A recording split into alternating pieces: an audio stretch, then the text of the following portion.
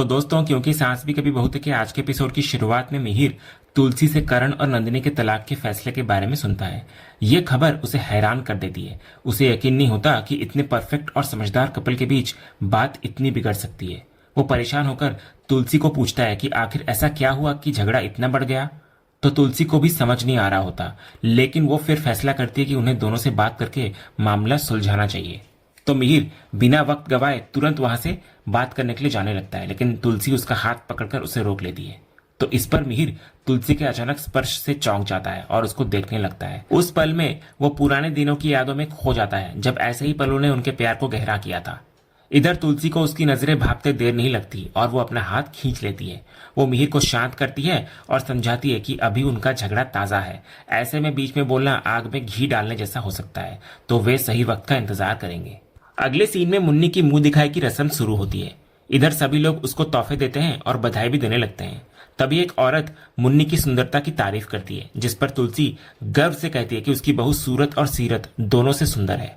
इसके बाद तुलसी मौका पाकर मिहिर को इशारा करती है कि वो जाकर करण से बात करे। दूसरी तरफ पार्थ वैष्णवी को पानी पीते हुए देखता है और उसका ध्यान खींचने के लिए जानबूझकर खांसने का नाटक करता है। इधर करण, जो वहीं पर होता है, समझ जाता है कि पार्थ की खांसी का असली कारण वैष्णवी है। फिर पार्थ पानी लेने के बहाने वैष्णवी के पास पहुंचता है। तभी पार्थ वैष्णवी को पूछता है कि क्या वो पानी पी रही है। तो वैष्णवी तंज कसते हुए कहती है कि नहीं, वो स्विमिंग कर रही है। तो पार्थ चिढ़कर पूछता है कि क्या वो रोज करेला खाकर आती है जो सीधे मुंह बात नहीं कर सकती। तो वैष्णवी पलटवार करती है कि क्या पार्थ सीधे बात नहीं कर सकता था, खांसना जरूरी था क्या। इसके बाद वैष्णवी पार्थ को चिढ़ाते हुए थोड़ा सा खांसती है और वहां से चली जाती है। दूसरी तरफ ऋतिक करण के बगल में बैठा होता है, लेकिन उसका सारा ध्यान मुन्नी पर होता है। उसकी नजरें मुन्नी से हट ही नहीं रही होती। वो करण से कहता है कि मुन्नी कितनी अच्छी है।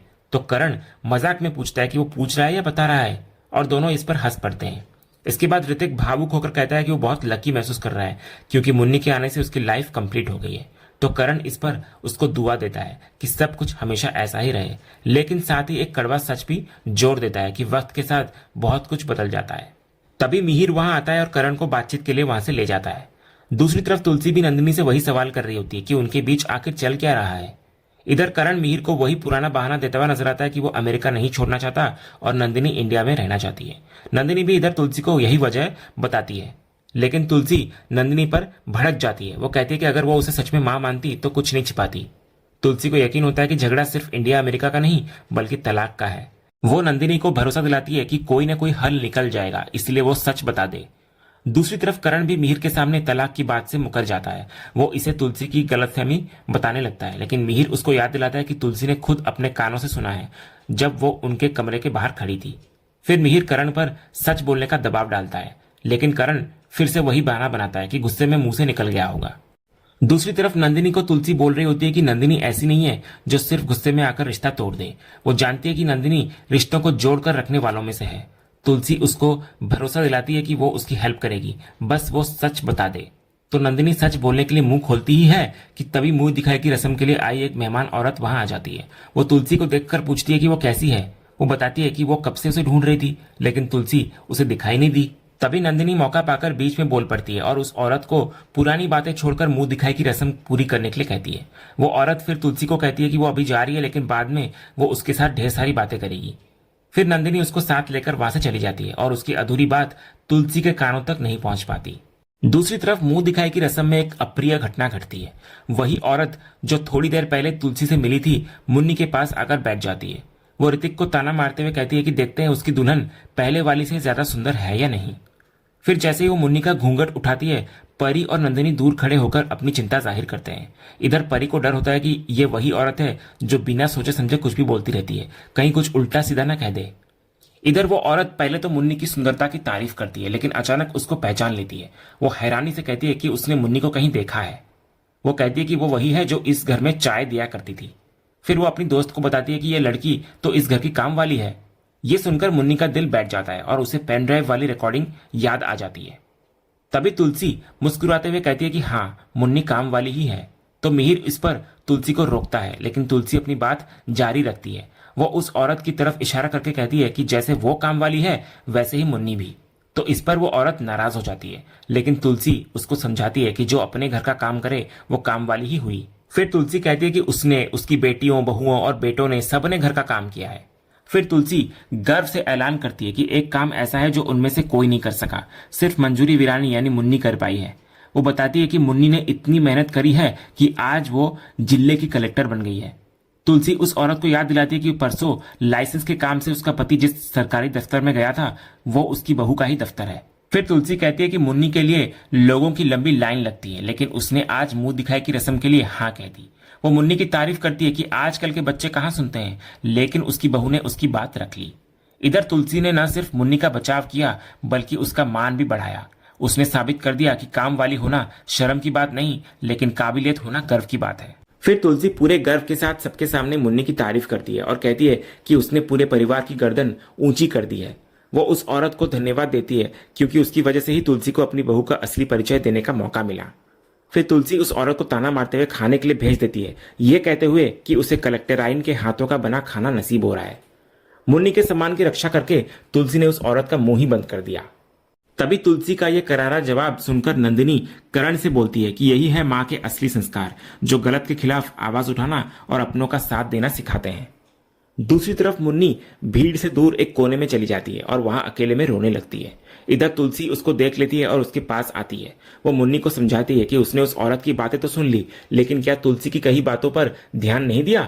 तुलसी का साथ और प्यार क्या उसे दिखाई नहीं दिया? तो मुन्नी सिसकते हुए कहती है कि उसे तुलसी पर पूरा भरोसा है, लेकिन फिर भी वो अपने आंसू रोक नहीं पाती। तो तुलसी को एहसास होता है कि मुन्नी का दर्द सिर्फ उस औरत की बातों से नहीं है, बल्कि कोई और बात है जो उसे अंदर ही अंदर खाया जा रहा है। फिर बार बार पूछने पर मुन्नी आखिरकार हिम्मत करके वो पेन ड्राइव तुलसी को दिखा देती है। इधर तुलसी ऋतिक का वो वीडियो देखकर हैरान रह जाती है। उसे पता चलता है कि ये पेन ड्राइव मिताली ने भेजी है। तो तुलसी को मिताली की नीच हरकत पर बहुत गुस्सा आता है। फिर तुलसी पूछती है कि क्या मुन्नी ने ऋतिक से इस बारे में बात की है? तो मुन्नी कहती है कि उसे समझ नहीं आ रहा कि वो कैसे बात करे। तो तुलसी उसे एक औरत और सास के नाते सलाह देती है कि रिश्ते में जो बात दिल में हो उसे साफ साफ कह देनी चाहिए, वरना वो जहर बन जाती है। वो मुन्नी को हक से ऋतिक से बात करने के लिए कहती है। इधर तुलसी को अपने बेटे पर पूरा भरोसा होता है और वो मुन्नी को पूछती है कि क्या उसे लगता है कि ऋतिक ऐसा कुछ सोच सकता है। तो मुन्नी के ना कहने पर तुलसी उसको यकीन दिलाती है कि बात करने से उलझन मिट जाएगी। तो मुन्नी वादा करती है कि जैसे ही उसे वक्त मिलेगा वो ऋतिक से जरूर बात करेगी। अगले सीन में मुन्नी हाथ में लैपटॉप लिए कमरे में आती है और दरवाजा अंदर से बंद कर देती है। इधर ऋतिक फैक्ट्री जाने के लिए तैयार हो रहा होता है। तो मुन्नी उसको रोकती है और कहती है कि उसे कुछ दिखाना है। वो फिर लैपटॉप खोलती है और वो वीडियो चलाकर ऋतिक के सामने रख देती है। इधर ऋतिक वीडियो देखकर सन्न रह जाता है। वो हैरान होकर पूछता है कि ये वीडियो किसने रिकॉर्ड किया। तो मुन्नी कहती है कि मिताली ने यह वीडियो शादी वाले दिन ही उसे भेज दिया था। तो इस पर ऋतिक को अब समझ में आता है कि शादी के बाद से मुन्नी उससे कटी कटी क्यों रह रही थी। फिर ऋतिक मुन्नी से पूछता है कि क्या उसे ये सब सच लग रहा है। तो मुन्नी इस पर सीधे सवाल करती है, क्या वीडियो में कही बातें उसने बोली है या नहीं। तो ऋतिक कबूल करता है कि हाँ, उसने ही बोली है। तो ऋतिक का सच मुन्नी के विश्वास को चकनाचूर कर देता है। उसके कानों में वीडियो के शब्द गूंज रहे होते हैं और आंखों के सामने पुराने प्यार भरे पल तैर रहे हैं। फिर मुन्नी उदास होकर वहां से जाने लगती है, लेकिन ऋतिक उसको रोक देता है। वो समझाने की कोशिश करता है कि जो दिख रहा है वो पूरा सच नहीं है। वो याद दिलाता है कि उस दिन मिताली ने उसको टिम्सी की कस्टडी के लिए बुलाया था। वो कहता है कि मिताली ने वीडियो एडिट करके भेजा है जिसमें उसका खुद का हिस्सा गायब है। फिर ऋतिक आगे कहता है कि मिताली ने उसको धमकी दी थी और टिम्सी की पूरी कस्टडी मांगी थी क्योंकि उसे मुन्नी और ऋतिक के अफेयर का शक था। ये सुनकर ऋतिक डर गया था क्योंकि ऐसे मामलों में अक्सर कस्टडी मां को ही मिलती है। उसे डर था कि मिताली बदले की आग में कस्टडी ले लेगी और टिम्सी की जिंदगी बर्बाद हो जाएगी। फिर ऋतिक कसम खाता है कि उसने जो भी कुछ कहा वो सिर्फ टिम्सी को बचाने के लिए कहा था। वो मिताली के ईगो को शांत करना चाहता था ताकि वो कस्टडी का ख्याल छोड़ दे। अगले सीन में जमशेदपुर की फैक्ट्री के बाहर अंगद एक चाय की टपरी पर बैठा होता है। वो अपनी बारी का इंतजार करता है, लेकिन वहां के कुछ दबंग मजदूर उसकी चाय छीन लेते हैं। अंगद दूसरी चाय मंगवाता है, लेकिन वो भी छीन ली जाती है। तभी मजदूरों का लीडर मंगल और उसके साथी चाय की तारीफ करते हुए अंगद को नजरअंदाज करते हैं। तभी अंगद उन्हें घूरता है, जिससे वे लोग चौकन्ना हो जाते हैं। उन्हें लगता है कि अंगद लड़ने वाला है। वे हैरान होते हैं कि यह नया चेहरा कौन है। तो अंगद उनके पास जाता है, लेकिन लड़ने के बजाय मुस्कुराते हुए पूछता है कि अगर उनका चाय पीना हो गया हो तो क्या वो अपनी चाय पी ले। तो मजदूर इस पर उसे चॉकलेटी मुलायम हीरो कहकर मजाक उड़ाते हैं। तो अंगद इसको तारीफ मानकर स्वीकार करता है, लेकिन साफ कर देता है कि वो मजदूर है और मजबूत भी है, मुलायम नहीं। फिर वो अपनी मजबूरी बताने लगता है कि वो बहुत दूर से काम की तलाश में आया है और कोई भी काम करने को तैयार है। तभी वो मजदूरों की ड्रेस देखकर उनको पूछता है कि क्या वे किसी कारखाने में काम करते हैं। अगर हाँ तो उसकी भी हेल्प करें। तो मजदूरों में से एक मंगल की ओर इशारा करता है और कहता है कि वही उसे काम दिला सकता है। तो अंगद तुरंत मंगल की झूठी तारीफों के पुल बांधने लगता है। वो उसे मंगल भैया कहता है और उसके पैर दबाने लगता है और चाय वाले से उसके लिए चाय भी मंगवाता है। तो मंगल अंगद की सेवा और बातों से खुश हो जाता है। वो अपने साथियों से सलाह लेता है और फिर अंगद की मदद करने का फैसला करता है। इसके बाद मंगल अंगद को पेड़ के नीचे बैठे बिक्कू दादा की तरफ इशारा करता है, जो यूनियन का असली लीडर है। वो अंगद को सलाह देता है कि बिक्कू दादा को जाकर प्रणाम करे और मंगल का नाम ले, उसका काम हो जाएगा। तो अंगद इस पर उसको धन्यवाद देता हुआ नजर आता है। वहीं दूसरी तरफ फैक्ट्री के ऑफिस में वृंदा अपने पहले ही दिन कड़े तेवर दिखाती है। वो मैनेजमेंट से पिछले 8 साल के सारे रिकॉर्ड्स मांग लेती है। वहां मौजूद 2 आदमी घबराकर विक्रांत की तरफ देखने लगते हैं। तो विक्रांत उनको इशारा करता है और रिकॉर्ड्स अरेंज करने का हुक्म देता है। फिर वृंदा के सख्त रवैये पर विक्रांत चापलूसी से कहता है कि वो रिकॉर्ड्स निकलवा देगा क्योंकि वे गोडाउन में है। तो इस पर वृंदा साफ कर देती है कि उसे आज ही देखना है और इतना कहकर वो फैक्ट्री टूर के लिए निकल जाती है। इधर विक्रांत का आदमी डर जाता है कि वृंदा आते ही जांच पड़ताल में लग गई है, लेकिन विक्रांत बेफिक्र होता है। वो वृंदा को कम आंकते हुए चुनौती देता है कि वो देखेगा कि उसमें कितना दम है। उसे लगता है कि वृंदा भी बाकी लोगों की तरह टिक नहीं पाएगी। वो वृंदा की खूबसूरती पर गंदी नजर डालता है और अपने विक्ट्री यानी जीत का प्लान बनाने लगता है। उसे यकीन होता है कि यहाँ का गोलमाल अब उसकी लाइफ सेट कर देगा। दूसरी तरफ अंगद बिक्कू दादा के पास पहुंचता है। इधर बिक्कू उसकी शकल, सूरत और बातों से काफी इंप्रेस होता है। तो अंगद खुद को नासिक से आया हुआ एक मजबूर इंसान बताता है जो काम की तलाश में भटक रहा है। वो पापी पेट का हवाला देकर सहानुभूति बटोरने की कोशिश करता है। तो बिक्कू पूछता है कि वो क्या काम कर सकता है। तो अंगद कहता है कि वो छोटा मोटा कोई भी काम कर लेगा। वो मंगल का नाम लेता है जिसने उसे बिक्कू के पास भेजा है। तो बिक्कू उसकी मजबूरी और लगन देखकर उसे काम देने पर विचार करता है और उसको जाने के लिए कहता है। अंगद की नजर मंगल पर पड़ती है जो एक लड़की को छेड़ रहा होता है और उसका हाथ मरोड़ रहा होता है। तो अंगद अपनी प्लानिंग भूलकर उस लड़की को बचाने पहुंच जाता है। वो बड़े ही शांत भाव से मंगल से लड़की को छोड़ने के लिए कहता है। तो मंगल लड़की को तो छोड़ देता है, लेकिन अंगद का कॉलर पकड़ लेता है। उसे गुस्सा आता है कि जिस अंगद को उसने काम दिलाया वही उसके काम में दखल दे रहा है। तो अंगद तर्क देता है कि अगर वो भैया है तो बहन को क्यों परेशान कर रहा है। तो इस पर मंगल अंगद पर एक जोरदार चांटा जड़ देता है जिससे वो नीचे गिर जाता है। इधर मंगल और मारने के लिए आगे बढ़ता है, लेकिन वो लड़की बीच बचाव करके उसे रोक लेती है। तो मंगल जाते जाते धमकी देता है कि वो देखता है कि अंगद को कौन नौकरी देता है। तभी वो लड़की अंगद को उठाती है और उसे हीरो कहती है। वो फिर पूछती है कि अंगद ने बीच में आकर मार क्यों खाई जबकि वो पलटवार कर सकता था। तो अंगद मजबूरी बताता है कि मंगल नौकरी देने वाला था, इसलिए वो चुप रहा। उसे अब चिंता हो रही होती है कि नौकरी और पैसे दोनों गए। तो इस पर वो लड़की कहती है कि नौकरी से पहले उसे कुछ और संभालना है। दूसरी तरफ स्टाफ मेंबर्स ढेर सारी फाइल्स लेकर वृंदा के कैबिन में आते हैं जिनमें पिछले 8 साल का रिकॉर्ड होता है। वृंदा ने जो मांगा था वो सब उसके सामने होता है, टेक्स्ट, डॉक्यूमेंट्स, फाइल्स, सब कुछ। अब उसके सामने एक पहाड़ जैसी चुनौती होती है, सच को ढूंढना। दूसरी तरफ वो लड़की भारती अंगद के माथे पर लगी चोट पर बैंडेज लगा रही होती है। इधर अंगद मना करता है, लेकिन भारती हक से कहती है कि उसे बचाते हुए चोट लगी है तो इलाज भी वही करेगी। फिर जाते जाते अंगद अपना नाम अंगद त्रिपाठी कहता है। भारती भी अपना परिचय देती है और कहती है कि उसे लोग प्यार से बीबीसी बुलाते हैं, यानी कि भारती बिक्कू चौधरी।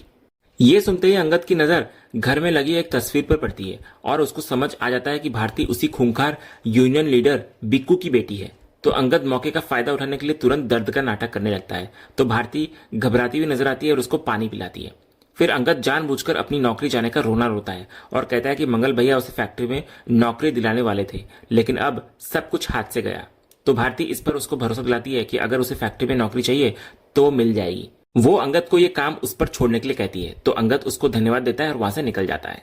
अगले सीन में बिक्कू सारे वर्कर्स के सामने मंगल की क्लास ले रहा होता है। वो गुस्से में उसको पूछता है कि उसने उसकी बेटी को क्यों छुआ। तो मंगल बेशर्मी से कहता है कि शादी होने वाली है तो हक तो बनता है। तो बिक्कू का पारा चढ़ जाता है और वो मंगल को एक जोरदार तमाचा जड़ देता है। तो इस पर मंगल हैरान होकर पूछता है कि उन्हीं ने तो कहा था कि उनकी बेटी की शादी उससे होगी। तो बिक्कू कहता है कि शादी का मतलब ये नहीं कि बिना मर्जी के उसे हाथ लगाए। वो भारती को भी डांटता है कि उसने इतना तमाशा खड़ा कर दिया कि किसी तीसरे इंसान यानी कि अंगद को बीच में आना पड़ा। तो भारती अपना और अंगद का बचाव करती है। वो बताती है कि मंगल उसको जबरदस्ती खींच रहा था और अंगद ने सिर्फ हेल्प की थी। वो अंगद की चोटों की तरफ इशारा करती है जो मंगल की बदसलूकी का सबूत होता है। तो मंगल भारती को अंगद की तरफदारी करते देख चिढ़ जाता है। तो भारती इस पर साफ शब्दों में मंगल से कह देती है कि उसे उससे शादी नहीं करनी। ये सुनकर मंगल का सारा गुस्सा अंगद पर निकल जाता है और उसका कॉलर वो पकड़ लेता है। मंगल सीधा इल्जाम लगाता है कि अंगद ने ही भारती को उसके खिलाफ भड़काया होगा और पट्टी पड़ाई होगी। फिर गुस्से में मंगल सीधा बिक्कू को ही हुक्म देने लगता है और अंगद की तरफ इशारा करके कहता है कि यह लड़का उसे यहाँ नहीं दिखना चाहिए और इसे तुरंत यहाँ से निकाल दिया जाए। तो बिक्कू जो अब तक खामोश था, मंगल की इस बदतमीजी को बर्दाश्त नहीं कर पाता। वो मंगल को उसकी औकात याद दिलाता है। वो कड़े शब्दों में कहता है कि जब तक वो जिंदा है फैसला उसका होगा कि क्या करना है और क्या नहीं।